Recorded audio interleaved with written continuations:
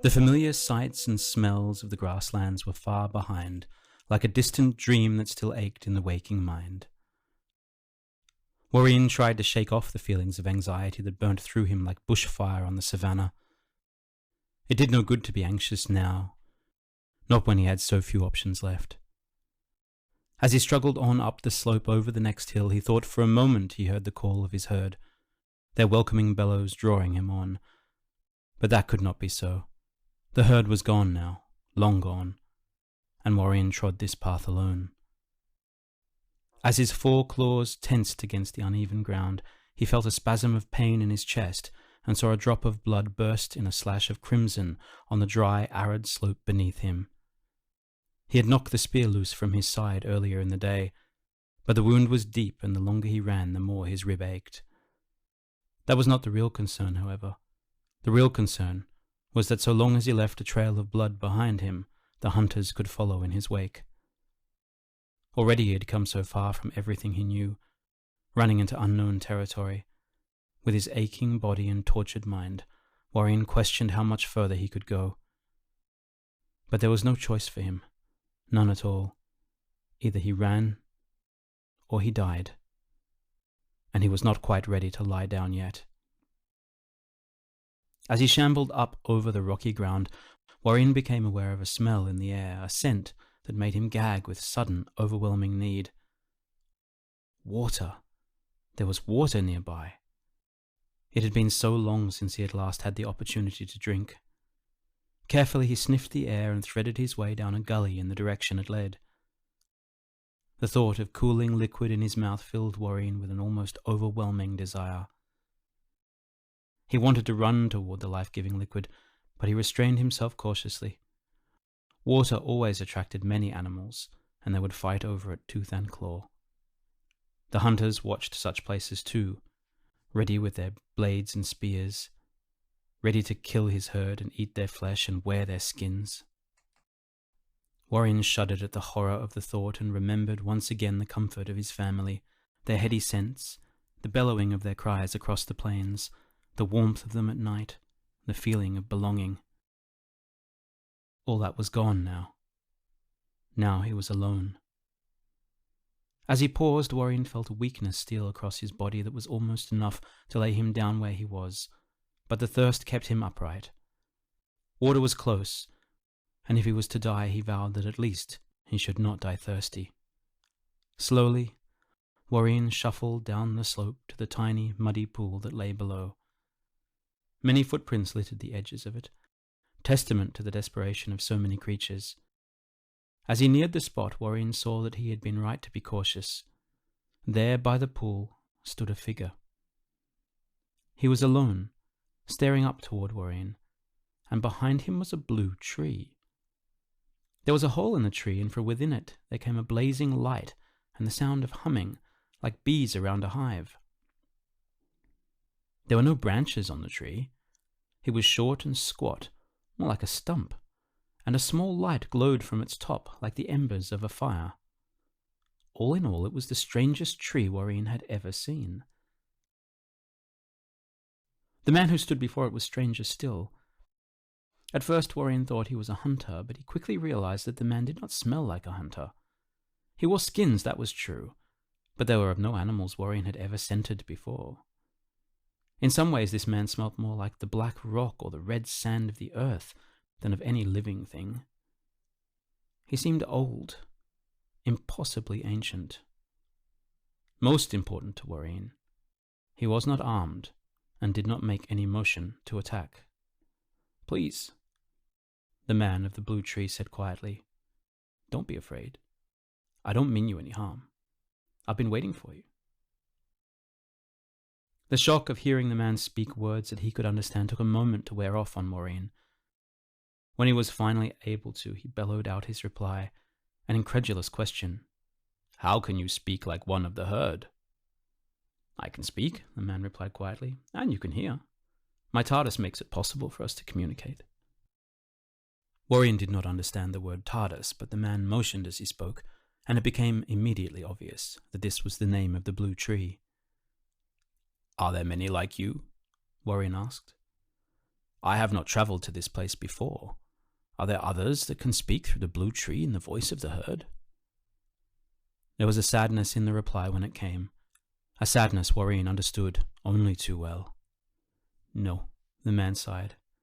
"No, there are no others like me. Not any more. I am the last of my kind." It was as those words were spoken that Warren felt a sense of trust flood through him. This man was like him, alone in the hills, lost without the warmth of kin, the strength of herd. Without any further hesitation, Warren ambled weakly down to the edge of the waterhole in the sharp, cool waters. He drank deep and long until his thirst was quenched. Then he lay down upon the muddy bank, weariness finally overcoming him. In all that time the man had simply stood silent and unmoving, waiting patiently until Warren was done. It was only with his thirst quenched that something else occurred to Warren. The first words the man had spoken had indicated that he had been waiting here intentionally. "You said you were waiting for me," Warren queried quietly. "How did you know I would come by this path when I myself did not?" "I travel," the man replied. "I travel far, and sometimes on my travels I see the things that will be as well as the things that were. I saw that your journey ended here, and I wanted to pay my respects." Warren felt his body sink heavily to the ground. He could no longer hold himself upright and noticed absently that the water next to him was now red, a creeping colour caused by further splashes of crimson from his chest. His head spun with dizziness as he muttered, "I travelled far, but I did not want to. The hunters chased me and I ran from everything I knew. I only wanted the grasslands, only wanted to wander there with my herd. Now I am so far from home." "I left because I was bored," the man replied. "I wanted to see, to explore, to experience. I always felt that one day I would go back, but I left it too late. Now there is no home to return to. It's just me, wandering forever." Warren felt a sudden peace wash over him. He was tired now, so very tired, and this was as good a place as any to rest. The mud was cool beneath him, the scent and sound of the nearby waters soothing. "It is time," he thought. And for a moment he imagined that he heard the sound of footsteps coming towards him, loud footsteps, echoing across the empty landscape. The thundering sound of his herd coming to claim him. The thought of being with him again gave him peace as he slipped slowly into the dark. But before he closed his eyes for the last time, his thoughts lingered on the sadness of the stranger and his blue tree. "I am sorry," Warren spoke. Where once he had bellowed, now he whispered, but his words carried easily, nonetheless. "I am sorry that you are the last of your kind. I am sorry you are so alone. It is not good to be away from the herd. Not good to be.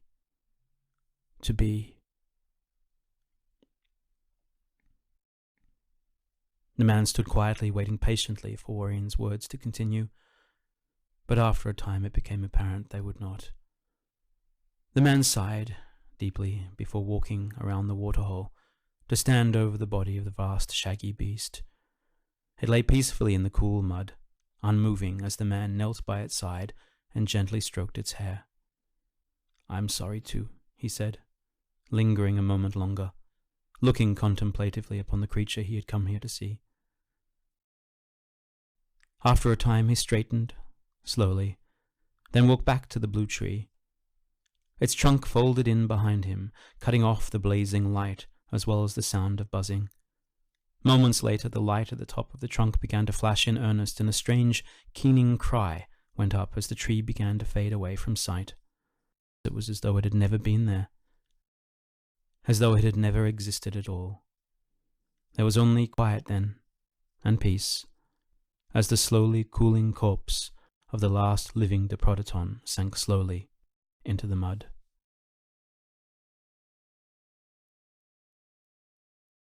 The man stood at the display case for the longest time.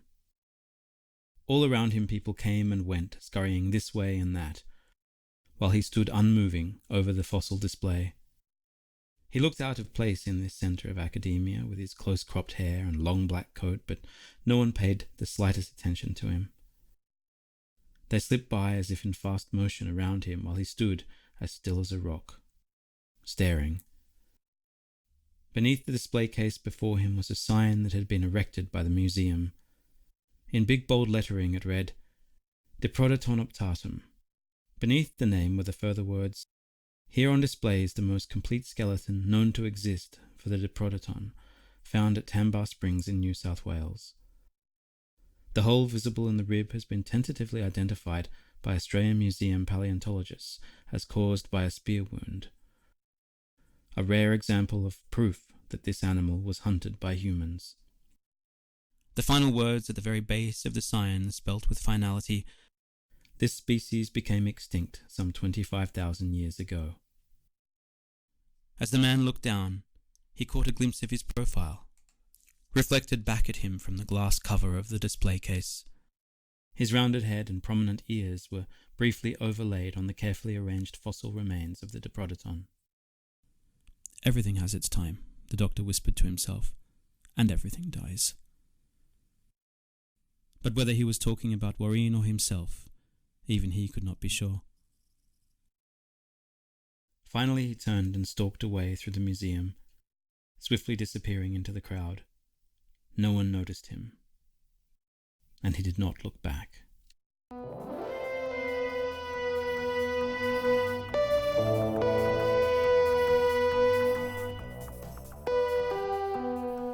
You have been listening to The Blue Tree, a short story written by Darran Jordan. It was read by Darran Jordan. You can find out more about us at our website at www.drproductionsaus.org. You can also contact us at editors@drproductionsaus.org. Technical production and music was by Roger Reynolds. This has been a DR Productions project, and we hope that you have enjoyed the story and have been entertained.